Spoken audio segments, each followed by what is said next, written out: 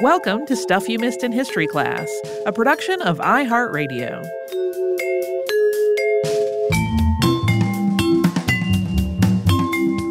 Hello and happy Friday. I'm Tracy V. Wilson. And I'm Holly Fry. This week we talked about the princes in the tower. I think I have said before that I find episodes on royals where everyone has the same name and there's just a bunch of intrigue. I find them to be very frustrating. But I chose to do the princes in the tower because somehow in my head, I thought there would be less of that and that I would get to focus more on the princes. And that was incorrect. Instead, there was a lot of intrigue and only 4 names in use in the entire episode. There's Richard and Edward and Henry and Elizabeth, and that's pretty much all you got to work on. And boy, did I just mess up Edward and Richard in the outline a bunch of times. Writing this episode took a full day and a half longer than it should have, and I had a really hard time. I know for a lot of people, myself included, living through a pandemic and also multiple other intersecting social and political and climate crises has made it really hard to concentrate. So when I was not done with this episode in time to record it on the day we were planning to record it, I was really like, is this pandemic brain or is it just that there is too much Edward and Richard and it's taking me too much time to hopefully correctly sort through it all? It can also be a layering of all those things. Sure could. Every time we do an episode like this, I once again thank my lucky stars that I am not part of any royal family that might have such intrigues. Because who wants that life? Whew. Nope, not me. There were a lot of different sources that went into this episode, but there were 2 books in particular that were like the actual whole book-length books. One that seemed to me written clearly from this perspective of someone who thought Richard III definitely did not do it. And the tone of it was almost angry that anyone would ever believe that Richard III had done it. Like, it would have these passages in it. This was by Dr. John Ashdown Hill, but it would have these passages in it that were like, and this was totally normal medieval precedent, and anyone who thinks otherwise does not know anything about medieval precedent. And I was like, whoa, okay, I should have also another book just to balance out this perspective. And so the other book was just called The Princes in the Tower, and it was by Alison Weir. And that one took a more neutral perspective, but also acknowledged, like, there are a lot of people now, and were a lot of people at the time, that thought that Richard III stole the throne. Right. And a thing that's still kind of like stuck in the back of my head about that one is like, I, as a 46-year-old adult human being, have lived through multiple incidents in world history where everyone thought something was happening, and that's not what was happening. So I don't really know that everyone thought Richard III did it necessarily means that Richard III did it. And after having picked through all this stuff, I don't know that I really know what the real answer is. There is just a whole lot of circumstantial evidence, though, that Richard III really did take the throne from his nephew. Yeah, I mean, that's the thing, right? I feel like with stories like this, where people do get very attached to it, it becomes a matter of faith. And like, I believe this. Here is how I substantiate that belief. But like you said, we're not ever going to know. There's no certainty, particularly because there is so little that we know about what was going on in the tower at all. There's just really,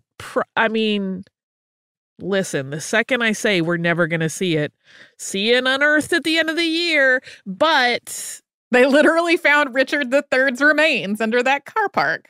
Right. So you never ever know, but it does seem like, the odds get longer every day. Yeah. Yeah. And I should also note that there are 2 different questions. One being, did Richard III usurp his nephew? Right. And the other being, did Richard III order his nephew to be murdered? And those are like 2 different but interconnecting questions. Also, we're not putting it into the feed as a Saturday classic for various reasons, but there is an episode, a full episode about Richard III in the archive. It's one of the first episodes that you, Holly, were ever on. And it is from when they found the remains under the car park. Yes. That talks a lot more about Richard III and how a lot of what was written about him during the Tudor era makes him increasingly evil seeming and physically grotesque from those writers' point of view, which makes it hard to then to weed out what seems like factually correct versus what seems more like trying to make the Tudors look like they were definitely the correct people to be on the throne.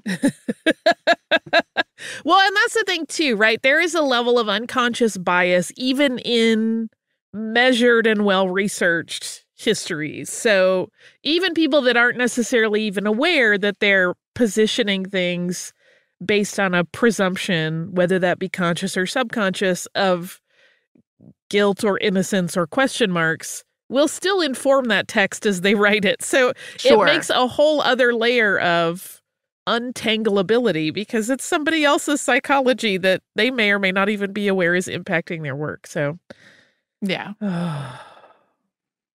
Unless the time machine gets built in a hurry, we're not going to know. We go back there? Yeah. Yeah. Not sure that would be where I went. No, probably not for me. Although I do love, other, not so much about the royalty things, about like that era of history. But, it's probably not the first place that I would go. I am glad that we did an episode on The Princess in the Tower because now it's done. And I don't have to do it in the future. That's perfectly valid takeaway in my book.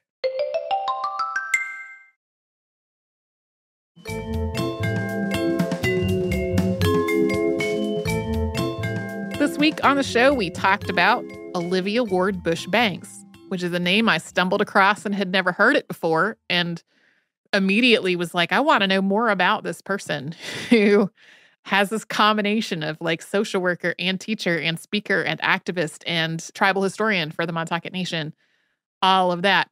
And I really had concerns about whether I was going to be able to find enough information about her. I do not know how many feet of documents are in the library at Tulane, but pulling together the information for the episode took a lot of digging and reading PhD theses, which are not, I don't normally spend a lot of time reading PhD dissertations for the show. That's just not typically one of the sources of information, but it was this time. And little did you know that you were stumbling onto a super angry-making thing. Yeah, the whole part about the Montaukett Nation's land being stolen, and then the New York legislature passing legislation about it 3 times, and Cuomo vetoing it 3 times. If we swore on the podcast, that part would have been all swearing. I did not find his rationales for vetoing the legislation to be acceptable. What were they? Well, one of them was something along the lines of, I haven't really reviewed it yet. And I was like, well, then review it. That's literally your job. And one of the vetoes, at one point it was sort of referred to the New York State Department, because there are genuinely complicated issues that go on in the relationship between states and sovereign indigenous nations and the federal government and indigenous nations. And like some of those things require some sorting out. But it really seemed like he just kind of passed the buck on that. And then it didn't go anywhere after that, which is why it then was reintroduced as additional legislation. I was doing the thing where I like recap my spouse on what I'm researching on the podcast. We were walking to the farmer's market, and I was telling him this whole saga about the the dividing up of the land and the coercing people off of it.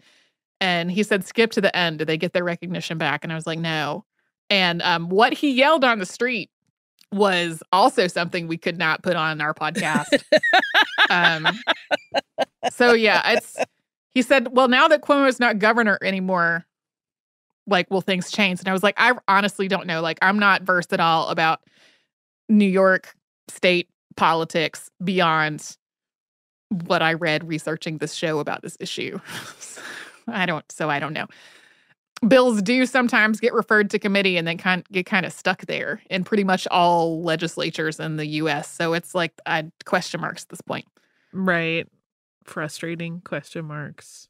I also don't think I said this in the episode, but Olivia Ward Bushbank's great-granddaughter, who's the person who compiled and edited the collection of her work that was put out in 1991, also an enrolled member of the Montaukett Nation. So this is clearly something that is still affecting a lot of people living today. And greater questions and conversations about people who have both Indigenous and Black ancestry continue to affect people in multiple different Indigenous nations all over the United States. And there's a whole long history about that, a lot of it very complicated. So yeah, it's continuing to be relevant today. A thing I 100% did not expect when I got into this episode, because it did not come up in any of the brief little biographies that I saw about Olivia Ward Bushbanks, was the efforts to get the film Birth of a Nation taken out of theaters in Boston. Yeah. Totally unaware that had been part of her work at all. But this was a huge movement all over the United States. And while I am sure there were some white people who also argued that the film should not be shown, in large part, the white communities supported it, and communities of color were like, this has got to stop. Like, this is going to harm people, which then turned out to be absolutely true. Yeah. If folks are interested in more of Olivia Ward Bushbank's work, that book that came out in 1991 is from the Schomburg Library of 19th Century Black Women Writers. It can be a little tricky to find because it came out 30 years ago, but it does have all of her work in there and discussion about that work. I was not actually aware of this particular collection, like this particular collection specifically of Black women writers, but there are a lot of books in that collection, a lot of stuff that was put out basically to fill a hole in published knowledge. And as I was just skimming through the other books that are part of it, some of them are ones that are totally expected. Like the first book on this list is Phyllis Wheatley, Collected Works of Phyllis Wheatley, right? I would expect that to be. There are also stuff by Sojourner Truth and Mary C. Cole and Elizabeth Keckley. So a lot of books by names that I recognize, but also some names that I've never heard of before. And so I kind of want to dig up a lot more of these women and see what I can find out about their lives and their work, because some of them were just not nearly as familiar to me. That sounds like a good plan. Yeah. Eliza Potter, A Hairdresser's Experience in High Life. I'm all over it. I'm intrigued. So, if you'd like to write to us about this or any other podcast, or a history podcast at iHeartRadio.com and all over social media at Missed in History. It's Friday. Hope everybody has an amazing weekend, whatever is on your plate.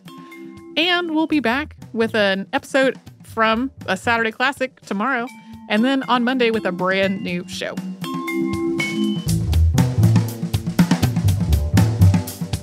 Stuff You Missed in History Class is a production of iHeartRadio. For more podcasts from iHeartRadio, visit the iHeartRadio app, Apple Podcasts, or wherever you listen to your favorite shows.